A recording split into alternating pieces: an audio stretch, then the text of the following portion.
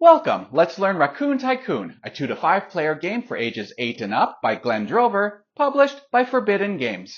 Astoria is a land bustling with productivity and growth. New towns, factories, and railroads are springing up across the land. A few savvy business tycoons are determined to make their fortunes on the crest of this wave. These tycoons start out as the producers of key commodities: wheat to feed the growing towns and factories, wood and iron to build them, coal to fuel the trains and factories, and manufactured goods and luxuries to fill the insatiable demand of the animals of Astoria. Cornering the market of the most valuable commodities can create small fortunes that can be reinvested in new businesses, turning them into huge fortunes. The goal of the game is to be the player with the most victory points at the end of the game. To set up, place the board in the center of the play area. Then, take one of each commodity token and place them at the lowest price of the corresponding track, and place the remaining commodity tokens by the board. Now let's set up the railroad deck. For a 5-player game, use all the cards. For a 4-player game, remove Skunkwork Railroads. For a 3-player game, remove Skunkworks and Tycoon Railroads. And for a 2-player game, remove Skunkworks, Tycoon, and Sly Fox Railroads. For our example, let's set up a 3-player game. So take the railroad cards you will be using this game, shuffle them together, place that on the railroad deck section of the board, and flip the top 2 cards into each railroad section on the board. Now let's create the town deck.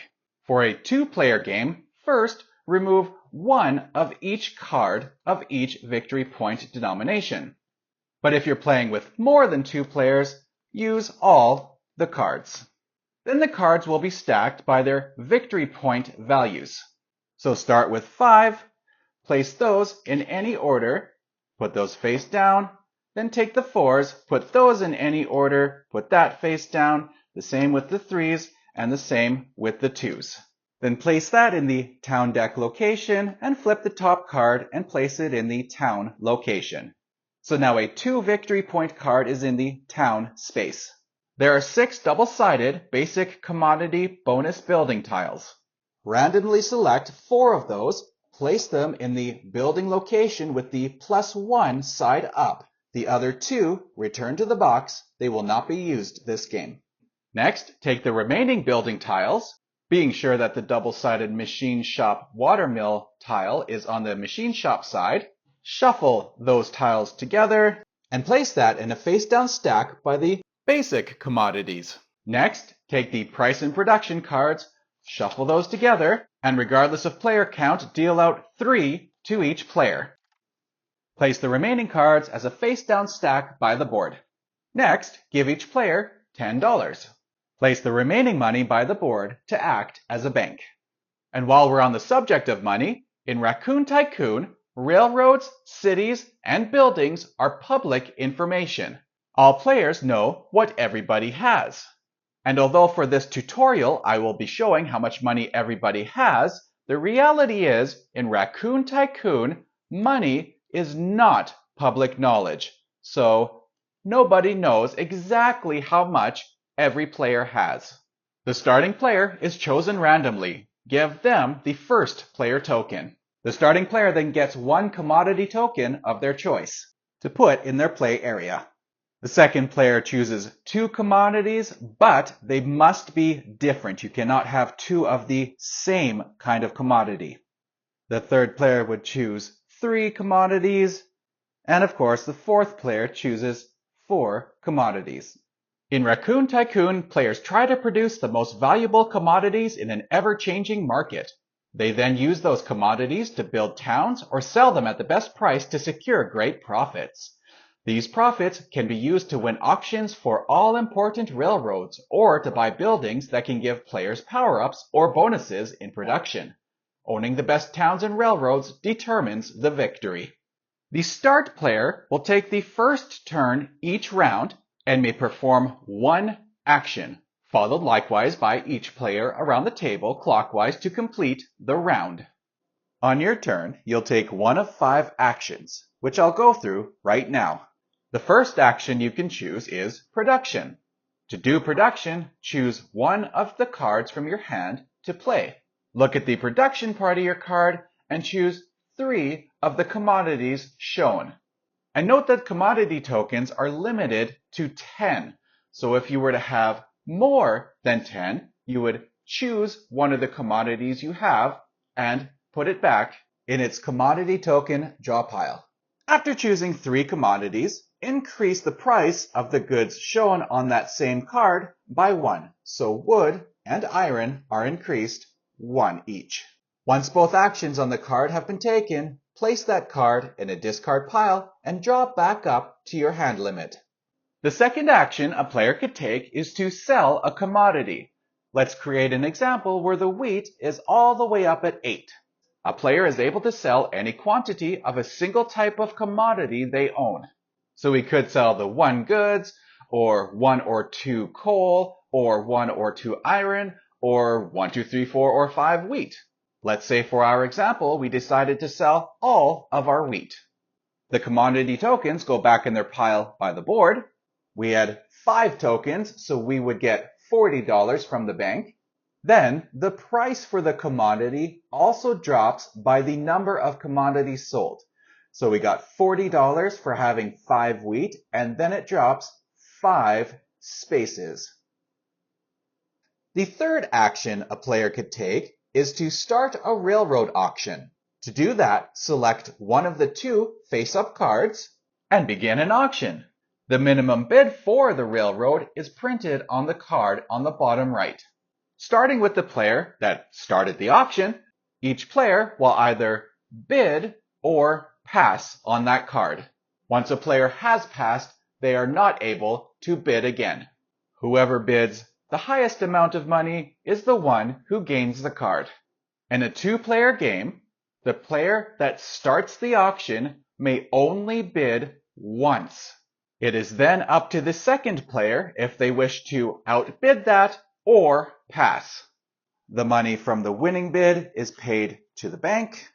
Every player who did not win the auction takes back their money, and the player who won the auction takes that card, then places it in their play area to show they own it. Once the auction has been completed, take the top card of the railroad and fill the empty railroad spot, unless there are no more railroad cards, in which case you cannot. If the player who started the auction, the one whose turn it is, won the card, their turn is now over. However, if the player that started the auction does not win the auction, they may perform any action, including another auction if they wished. So if a player chooses to do an auction on their turn does not end if they do not win that auction.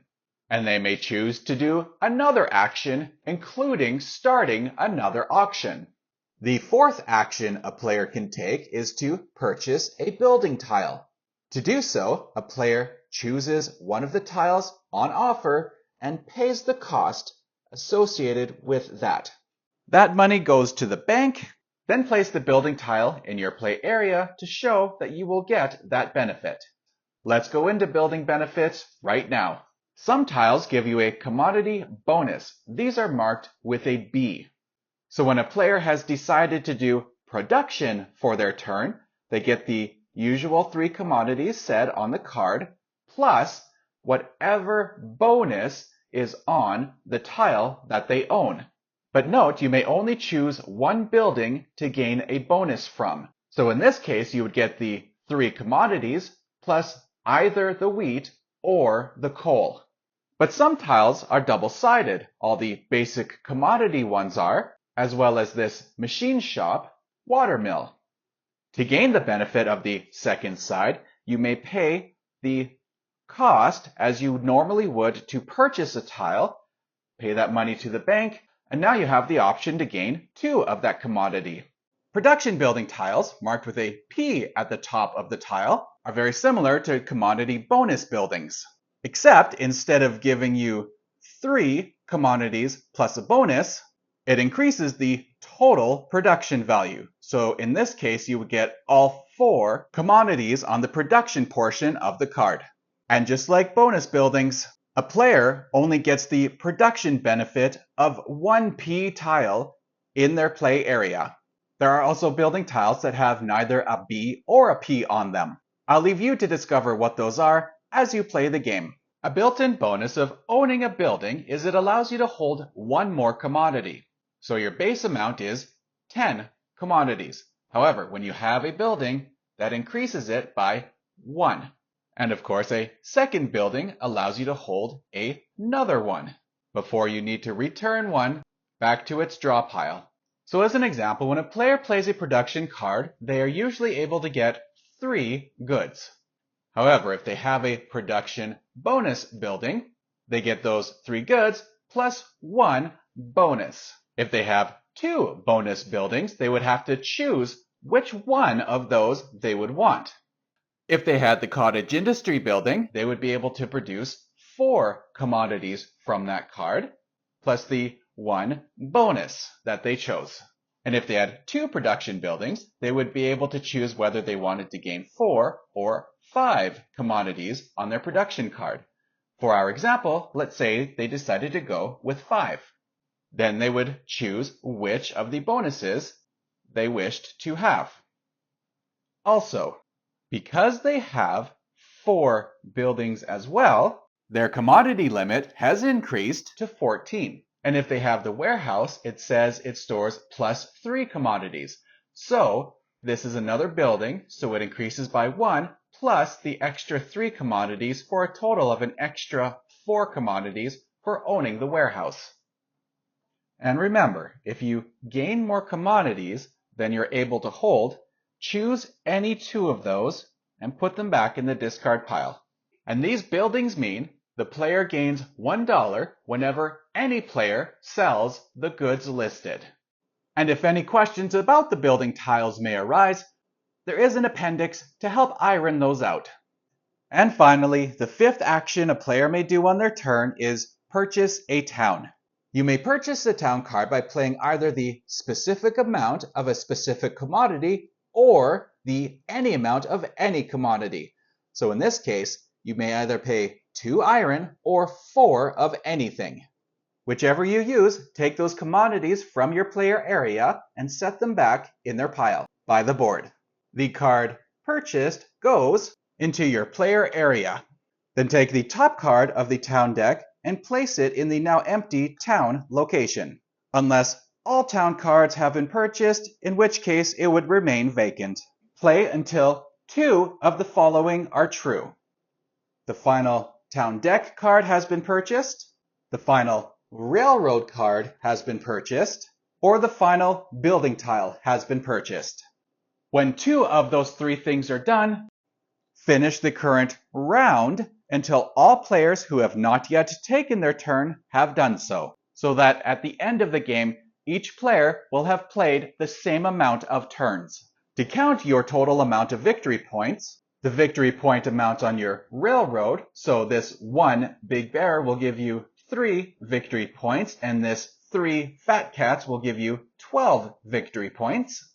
Each building is worth 1 victory point each, and for each pair that you're able to make with your town and railroad cards is each worth 2 extra points each. So we have 2, 4, 6, 8 extra points. The player with the most victory points at the end of the game is the winner. In case of a tie, the player with most money is the winner. Before we go, let's go over some optional rules. When setting up the building locations, one possibility for you is to only fill up the amount of building locations there are as there are number of players. So for a 2-player game, fill up 2 spaces. For a 3-player game, only fill up 3 spaces. For a 4-player game, fill up all 4 spaces. For a 5-player game, leave it at 4 spaces. One optional endgame variant is the sudden death victory variant, which is if at any point during the game, any player has $1,000, they can end the game and declare themselves the winner. Remember, during regular gameplay, money is hidden information. And finally, a variant to help our less experienced friends. Keep only the basic commodity buildings that you have chosen for the game, and remove all advanced building tiles. Thank you for joining me to learn Raccoon Tycoon. Have fun! and I invite you to join me next time as I do a playthrough.